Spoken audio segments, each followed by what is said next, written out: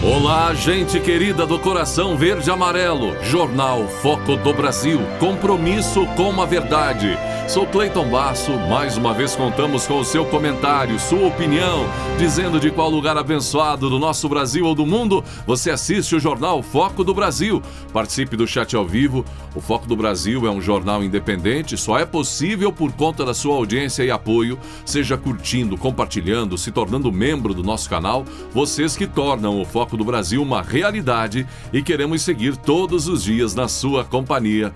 É importante ver se o sino de notificações está ativado para receber nossas atualizações diárias. Vamos agora às notícias desta edição. O presidente Jair Bolsonaro participou da Marcha para Jesus em Curitiba, no Paraná. Antes de dar início à marcha, o presidente cumprimentou apoiadores, uma verdadeira multidão que aguardava também a sua presença.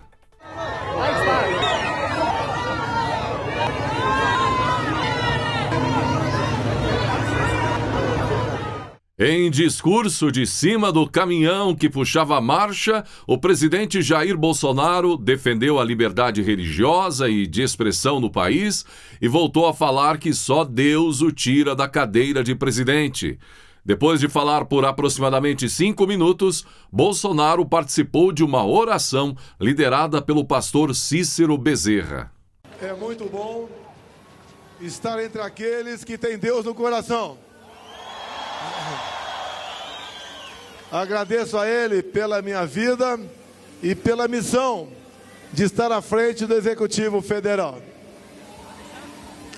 Temos hoje um presidente, um governo que acredita em Deus, que respeita os seus militares, que defende a família brasileira e deve lealdade ao seu povo. Peço a Ele mais que sabedoria, peço força para resistir e coragem para decidir. O nosso exército é o povo brasileiro. Vocês nos dão o norte. Vocês participam hoje de um movimento que é tradição em várias capitais do Brasil. Louvando a Ele, o responsável por ter nos colocado aqui. Sabemos o quão importante é a liberdade de religião e a liberdade de expressão em nosso Brasil.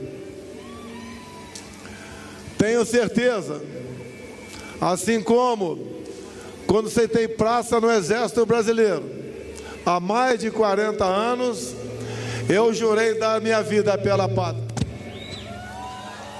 Hoje, mais do que isso, todos nós daremos a nossa vida pela nossa liberdade. Esse é o bem maior de um país que se diz democrático. Essa é a razão maior de nós lutarmos pelos nossos objetivos. A liberdade é mais importante que a própria vida. A história nos mostra isso. Mas o momento aqui, o feito até agora e o daqui a pouco, a oração é individual de cada um. Pertencemos à nação mais cristã do mundo. O Brasil é uma referência para o globo todo. É um país que tem vocação para o futuro sem se descuidar do presente. Nós juntos, com fé, atingiremos os nossos objetivos. É uma missão que eu tenho e só Deus me tira daquela cadeira.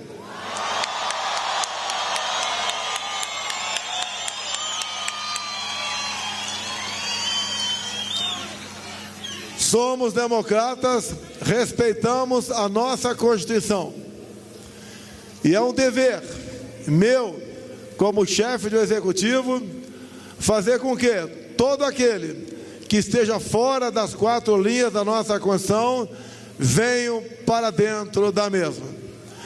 É a maneira que nós temos de viver em paz, em harmonia e sonhar com um futuro promissor para todos.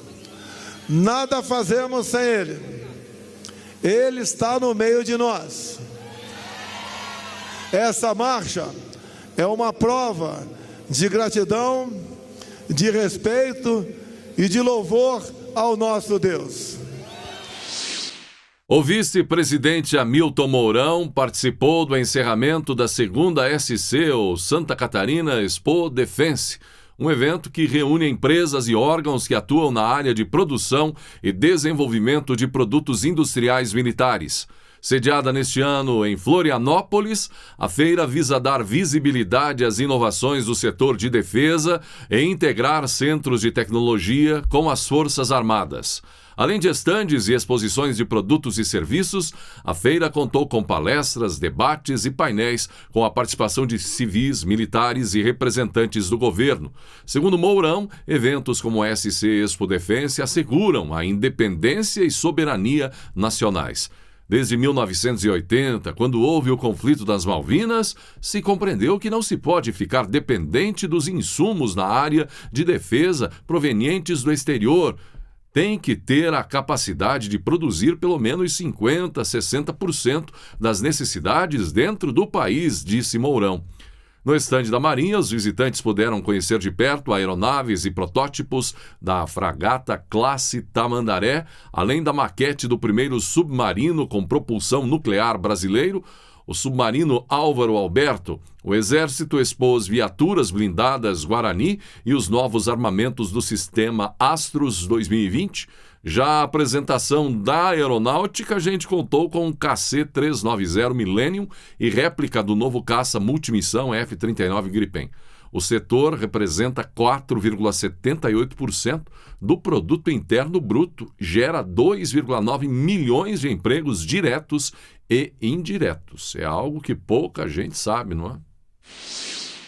O decreto que regula o mercado de carbono no Brasil, editado pelo governo nesta semana, foi destacado pelo presidente Jair Bolsonaro, ao lado da secretária especial de Produtividade e Competitividade do Ministério da Economia, Daniela Marques. Segundo a secretária, a regulamentação do mercado de carbono pode gerar mais de 100 bilhões de dólares para o Brasil até 2030. A gente criou oficialmente o mercado, começa a regular e agora tem um projeto discutindo no Congresso para a gente acabar de consolidar. Isso é muito importante, disse ela. O decreto número 11.075, de 19 de maio de 2022, que regula o mercado de carbono no Brasil, com foco em exportação de créditos, especialmente para países e empresas que precisam compensar emissões para cumprir com seus compromissos de neutralidade de carbono. É fundamental, então, esse decreto, a regulamentação. As medidas contidas no decreto beneficiam o meio ambiente, a população e diversos setores da economia, como energia, óleo e gás, resíduos, transporte, logística, infraestrutura, agronegócio, siderurgia, cimento, entre outros tantos. Isso porque possibilita o impulsionamento da economia, ao mesmo tempo em que se preocupa com a redução das emissões e com os compromissos firmados durante a COP26, realizada em 2021 na Escócia. O Brasil está de parabéns, precisa avançar nisso, né? Além do decreto aí, as regulamentações no Congresso. Por quê? Ora, gente, somos poderosíssimos no meio ambiente, não é? Então, na prática, é a gente preservar, cuidar, não é? Do nosso meio ambiente, tudo que já está aqui é bênção de Deus, e os que não conseguem ter lá a sua preservação, o seu respeito, a questão do carbono, enfim, pode usufruir da nossa preservação. Mas para isso, din-din para cá, para o nosso país, para melhorar a qualidade de vida do nosso povo, não é? O Brasil faz o que os outros não fazem, mas os outros precisam mandar recursos para cá. É uma forma muito inteligente, prática, de unir o útil ao agradável. O presidente do Senado, Rodrigo Pacheco, avisou a base aliada do governo que o projeto que legaliza o homeschooling não é prioridade, chocando muitos pais que têm interesse no assunto. O texto foi aprovado pela Câmara dos Deputados por 264 votos a favor e 144 contra. Os pais aí envolvidos e alunos comemoraram a notícia e aliados do governo criticaram uma mudança no projeto original, segundo a qual pais precisam ter ensino superior para adotar o homeschooling. Agora, no Senado, segundo Pacheco, a casa tem outras prioridades. Dessa forma, a medida segue para a Comissão de Educação, Esporte e Cultura do Senado, onde deve enfrentar as primeiras resistências. Composto de opositores do Executivo, que defende a ideia, o governo Bolsonaro é um franco defensor do homeschooling, mas ali na comissão, opositores ao governo vão pensar nos pais, nas famílias, nos estudantes que almejam, lutam por isso, pela liberdade, a oportunidade do ensino personalizado.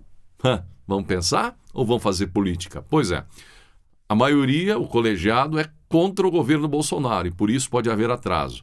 E não há consenso, inclusive, sobre o homeschooling na comissão. A ideia da oposição é atrasar a tramitação do texto. Caso seja aprovada pela comissão, a medida vai a plenário. Se sofrer modificações, retorna à Câmara. Como o projeto nasceu na Câmara, a palavra final caberá aos deputados.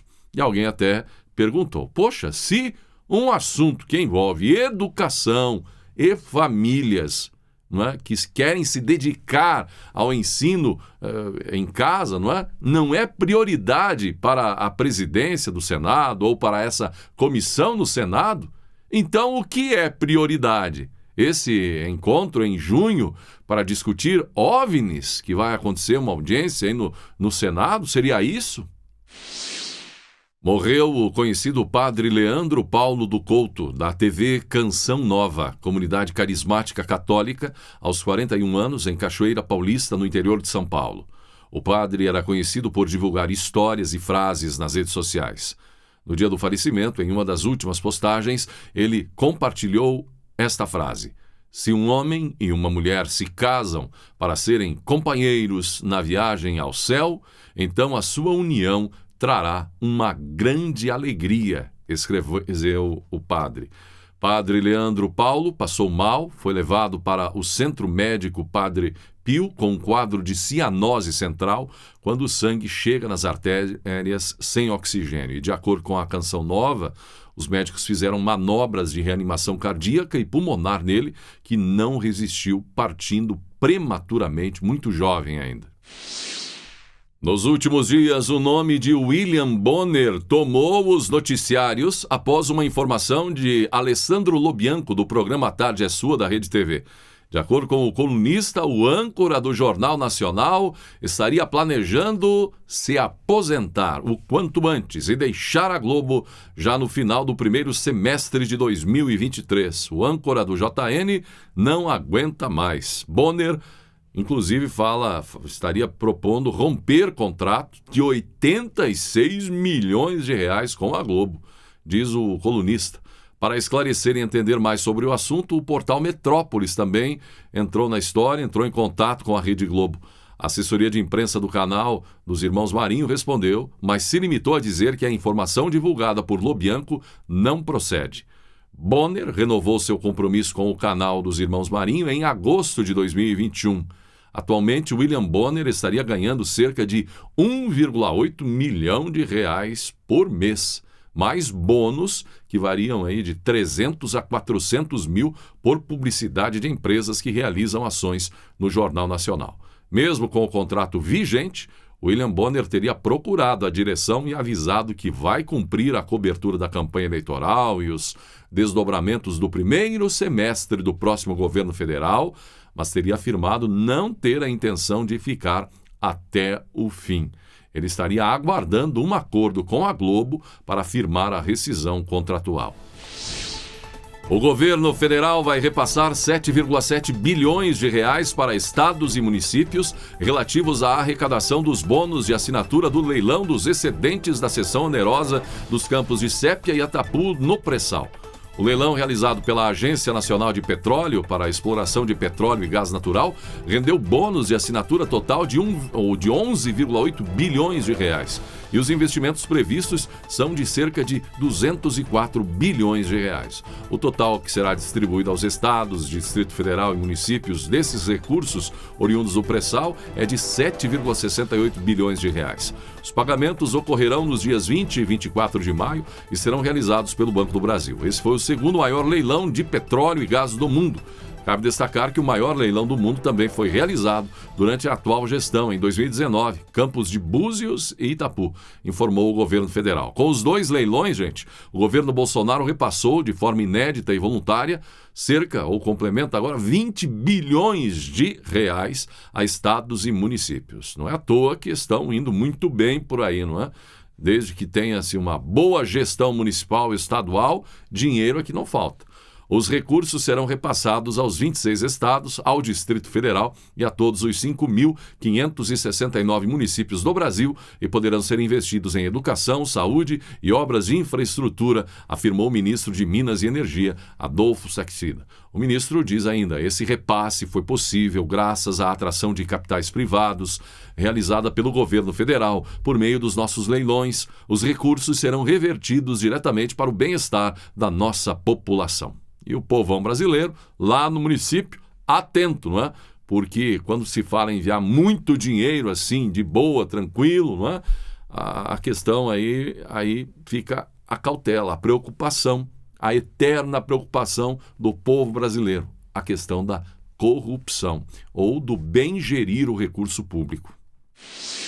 Semana que termina, nova semana que começa e o tempo vai se afunilando em relação às eleições 2022.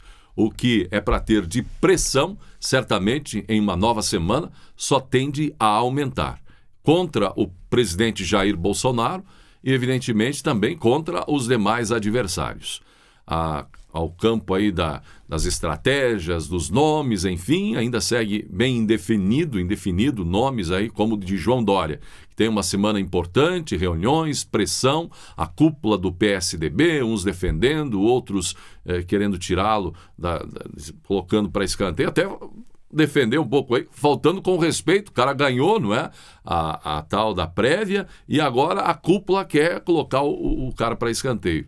Então, evidentemente, as pesquisas aí que falam, colocam ele em situação muito difícil. Ciro Gomes, nas últimas horas, teve uma participação em um debate na internet virtual, um podcast, enfim, e muita polêmica, demonstrou nervosismo, muita gente reclamou, os seguidores aí do próprio Ciro Gomes, poxa, não tem jeito, o homem perde a estribeira e tal, não é? O presidente Bolsonaro vem de uma semana muito interessante, importante, esse encontro com Elon Musk, que virou até meme, não é? Elon Musk, empresário bilionário mais rico do mundo, prestes aí a fechar essa compra do Twitter e dando o que falar ainda, essa questão da compra. A oposição ficou toda ouriçada com a chegada dele ao Brasil justamente neste momento. Bolsonaro deu um passo importante à frente, já que não é qualquer um, não é?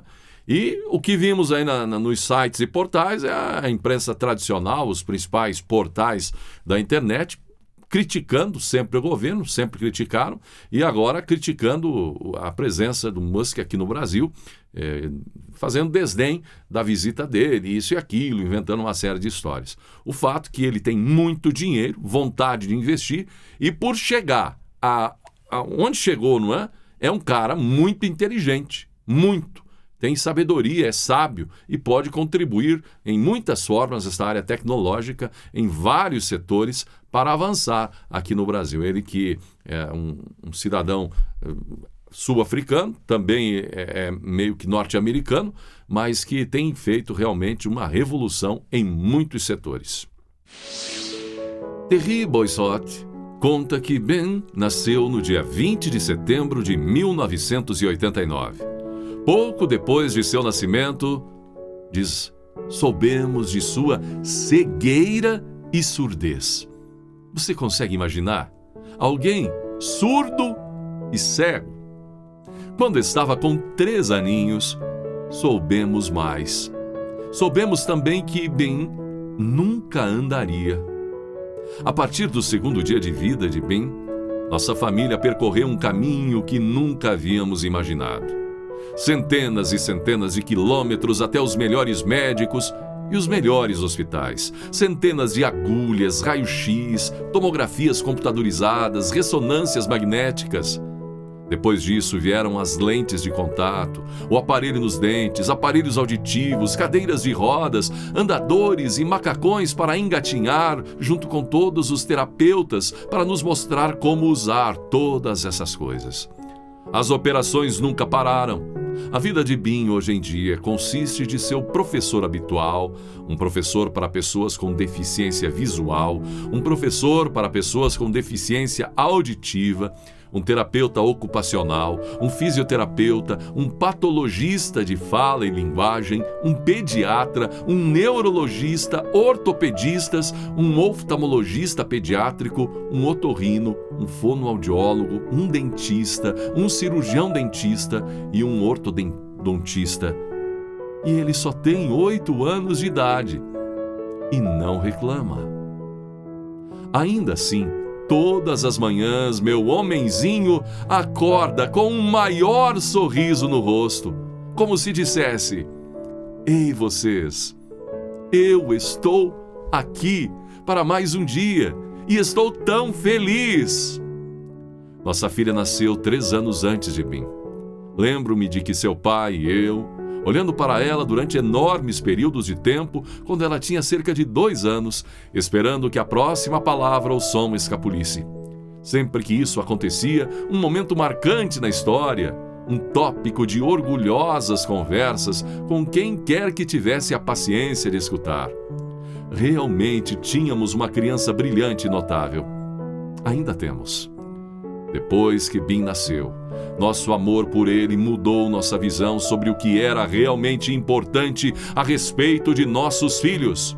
Não tinha mais importância quantas palavras falavam, ou com quantos anos, ou que desenvolvimento fenomenal acontecia antes da previsão feita em qualquer livro sobre bebês.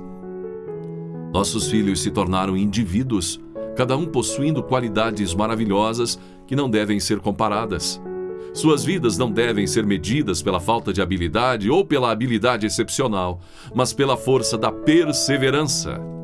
Quando Bin estava com cerca de 4 anos, dirigia com bastante domínio sua cadeira de rodas, mas nunca havia dito uma palavra, apenas sons abertos de vogais. Então nossa família começou a botar um gravador na mesa durante o jantar para gravar os sons que Bin estava fazendo, porque ele demonstrava claramente que queria participar das conversas. Pensamos que talvez se ele ouvisse a sua voz gravada e as nossas, isso estimularia algo dentro dele. Um dia, em setembro de 1993, a fita estava rodando enquanto eu alimentava Bin e fazia alguns sons, tentando estimular algum interesse nele. De repente, o tempo parou. Nunca esquecerei a expressão dos olhos de Bin, a concentração em seu rosto, a forma de sua boca, como ele olhava para mim de sua cadeira de rodas, quando falou suas primeiras 3 palavras.